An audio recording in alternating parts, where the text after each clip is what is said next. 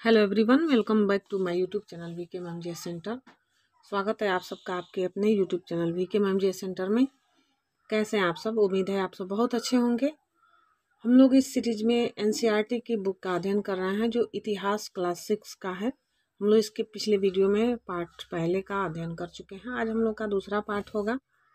इस वीडियो में हम लोग आखेटक खाद्य संग्रह से भोजन उत्पादन तक की चर्चा करेंगे। आरंभिक मानव कहाँ रहते थे? तुषार नाम का एक लड़का है जिसकी रेल यात्रा से इस पाठ की शुरुआत होती है।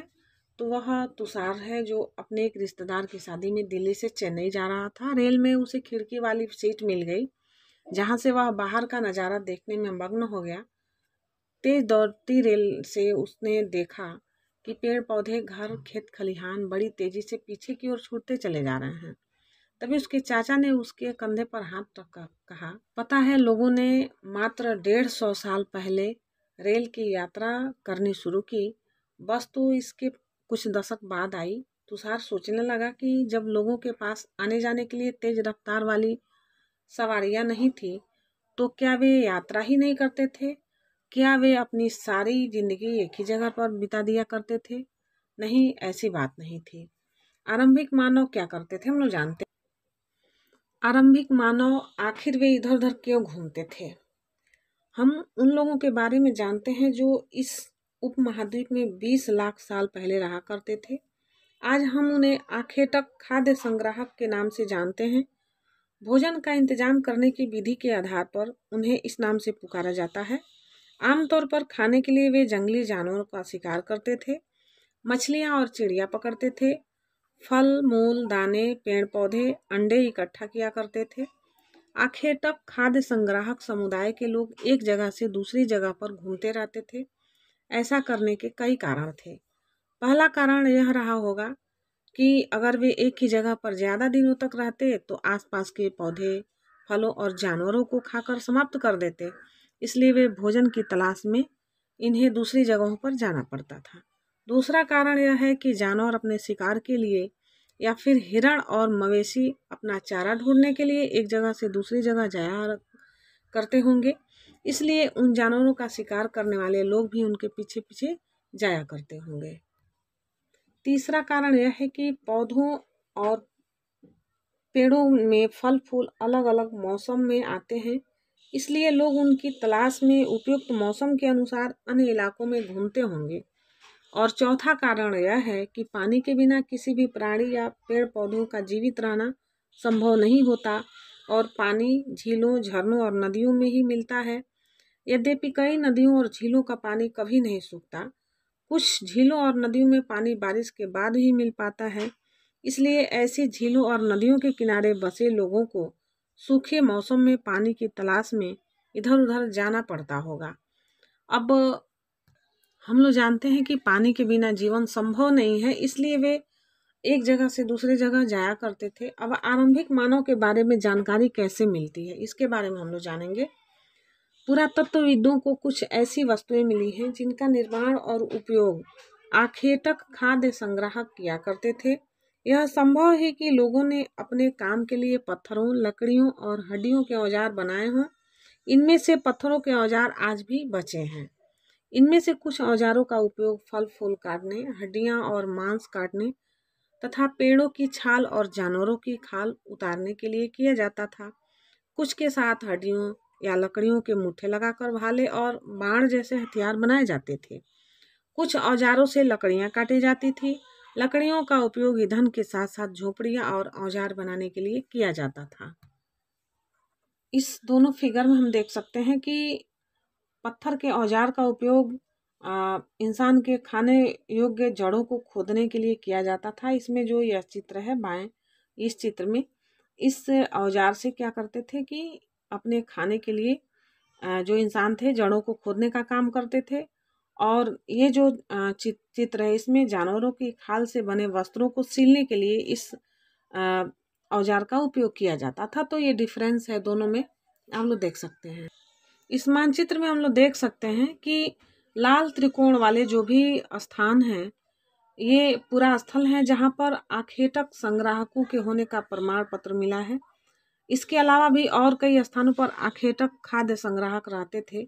मानचित्र में सिर्फ कुछ ही गिने चुने स्थान ही चिन्हित किए गए हैं।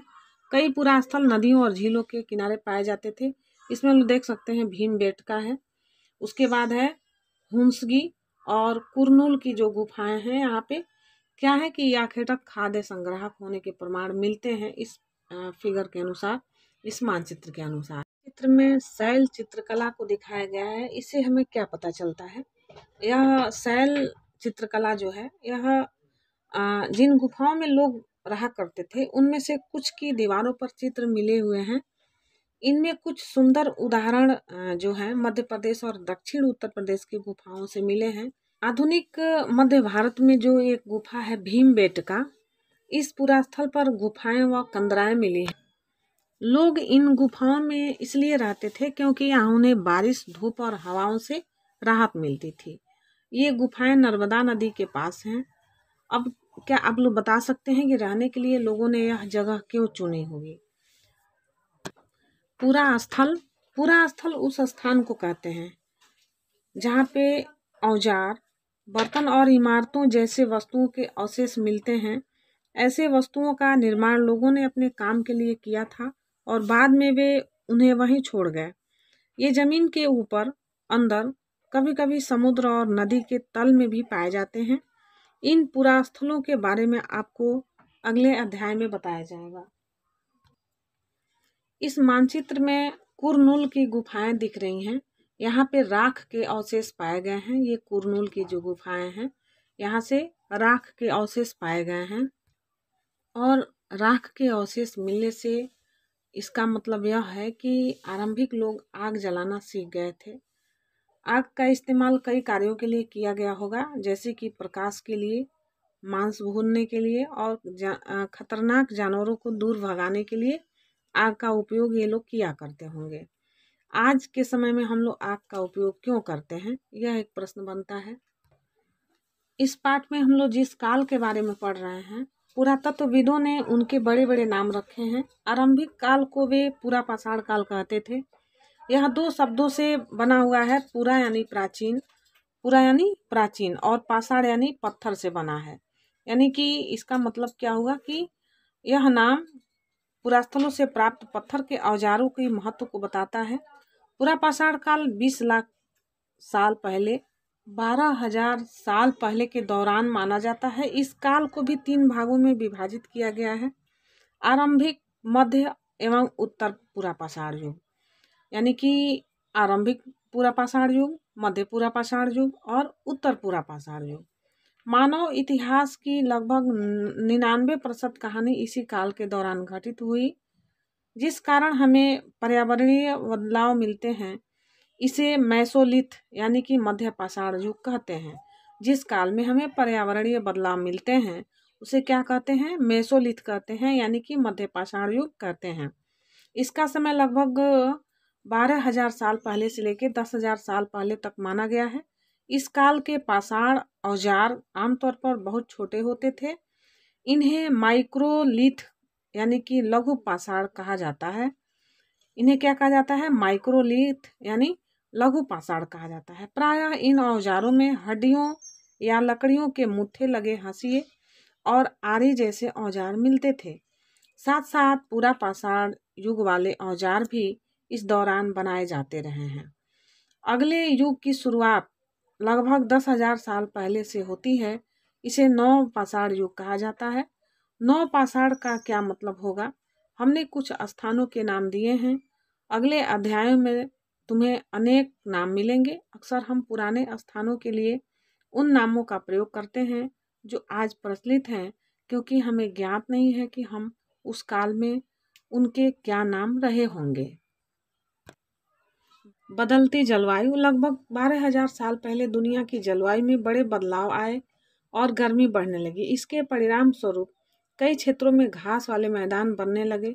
इसमें हिरण, बारहसिंहा, भेड़, बकरी और गाय जैसे उन जानवरों की संख्या बढ़ी जो घास खाकर जिंदा रह सकते थे। जो लोग इन जानवरों का शिकार करते थे वे भी उनके पीछे आए और उनके खाने पीने की आदतों और प्रजनन के समय की जानकारी हासिल करने लगे।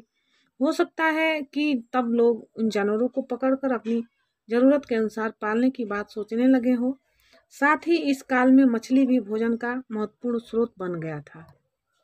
खेती और पशुपालन की शुरुआत इस दौरान उपमहाद्वीप के भिन्न भिन्न इलाकों में गेहूं, जौ और धान जैसे अनाज प्राकृतिक रूप में उगने लगे। शायद महिलाओं, पुरुषों और बच्चों ने इन अनाजों को भोजन के लिए बटोरना शुरू कर दिया होगा। साथ ही वे यह भी सीखने लगे होंगे कि यह अनाज कहाँ उगते थे और कब पककर तैयार होते थे। ऐसा करते करते लोगों ने इन अनाजों को खुद पैदा करना सीख लिया होगा। इस प्रकार धीरे धीरे वे कृषक बन गए होंगे। सबसे पहले जिस जंगली जानवर को पालतू बनाया गया वह कुत्ते का जंगली पूर्वज था। धीरे धीरे लोग भेड़, बकरी, गाय और सूअर जैसे जानवरों को अपने घरों के नजदीक आने को उत्साहित करने लगे। ऐसे जानवर झुंड में रहते थे और ज्यादातर घास खाते थे। अक्सर लोग अन्य जंगली जानवरों के आक्रमण से इनकी सुरक्षा किया करते थे और इस तरह धीरे धीरे वे पशुपालक बन गए। तो यहाँ पे प्रश्न आता है कि सबसे पहला जो पालतू पशु था वह कौन सा था? तो जंगली कुत्ता था। तो इस तरह से यहाँ से एक टॉपिक हमको मिलता है। बसने की प्रक्रिया। लोगों ने बसने की प्रक्रिया कैसे शुरू की?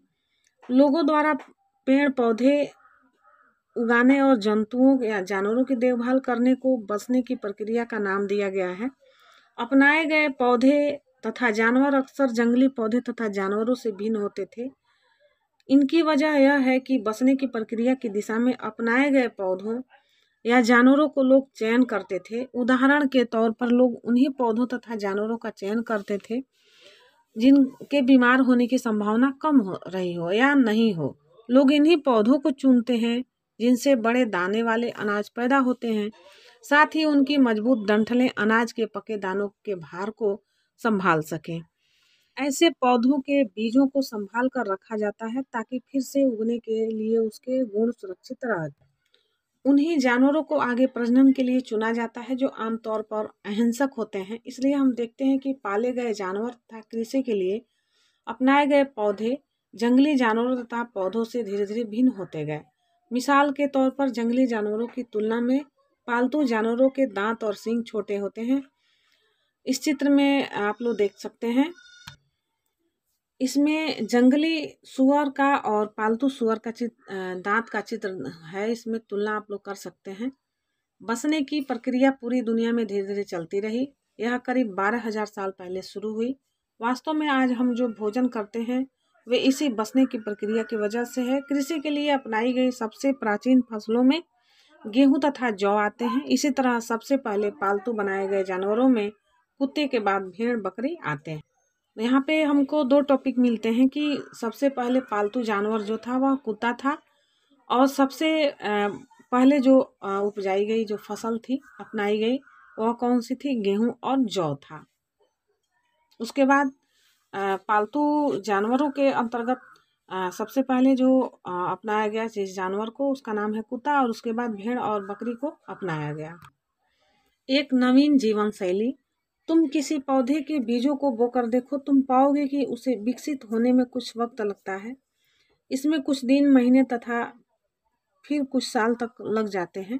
इसलिए जब पौधा जो होता है उगाने लगते हैं तो उनकी देखभाल करने के लिए एक ही जगह पर लंबे समय तक रहना पड़ता था।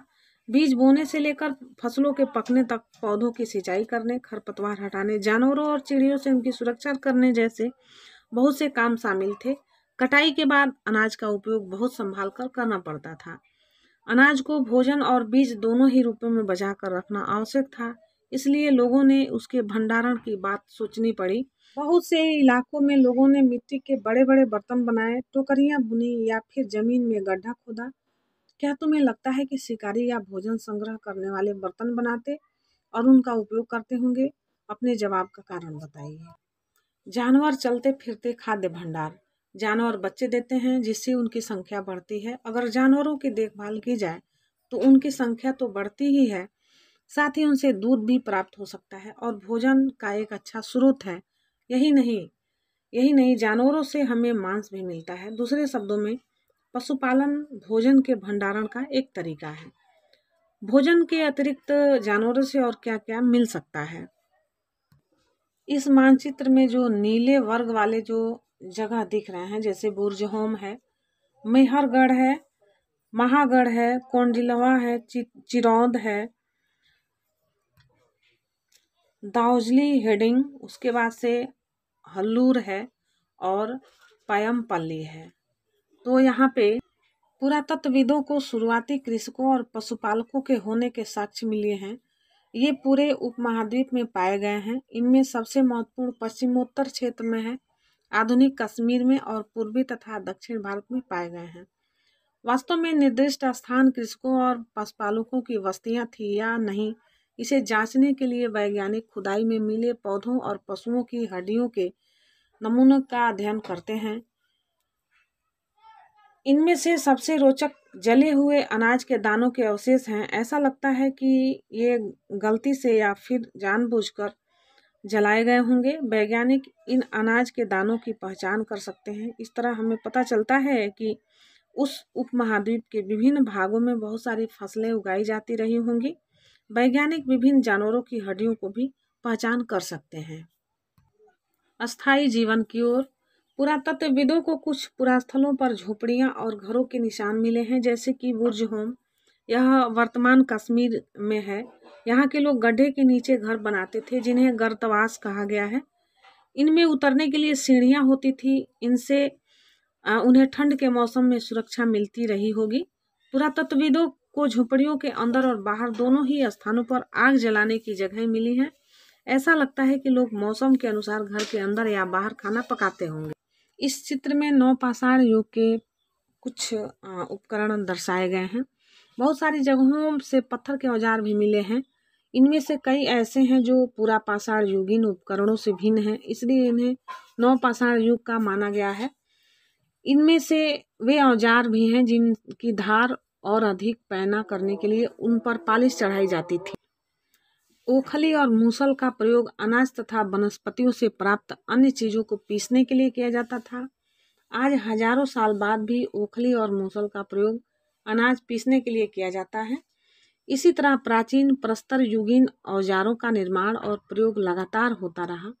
कुछ औजार हड्डियों से भी बनाए जाते थे।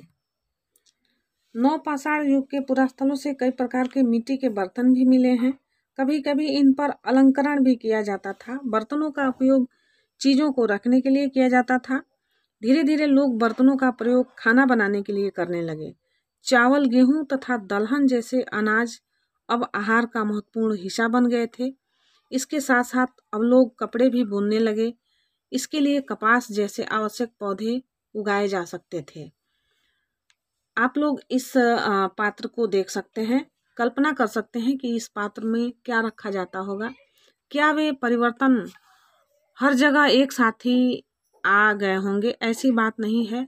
एक तरफ जहाँ कई जगहों पर स्त्री पुरुष शिकार और भोजन संग्रह करने का काम करते रहे थे, वहीं अन्य लोगों ने हजारों सालों से इनके दरमियान धीरे धीरे खेती और पशुपालन को अपना लिया। बहुत जगह लोग मौसम के मुताबिक बदल बदल कर अपनी जीविका चलाया करते थे। इस चित्र में मेहरगढ़ के घर का चित्र है। क्या मेहरगढ़ के घर शायद ऐसे दिखते हों? तुम जिस तरह घर में रहते हो उसके साथ इस घर की क्या समानता है? हम लोग देखते हैं कि यह मेहरगढ़ जो है, ईरान जाने वाले सबसे महत्वपूर्ण रास्ते बोलन दर्रे के पास एक हरा भरा समतल स्थान है। मेहरगढ़ मेहरगढ़ संभवतः वह स्थान है जहाँ से स्त्री पुरुषों ने इस इलाके में सबसे पहले जौ, गेहूं उगाना और भेड़ बकरी पालन करना सीखा।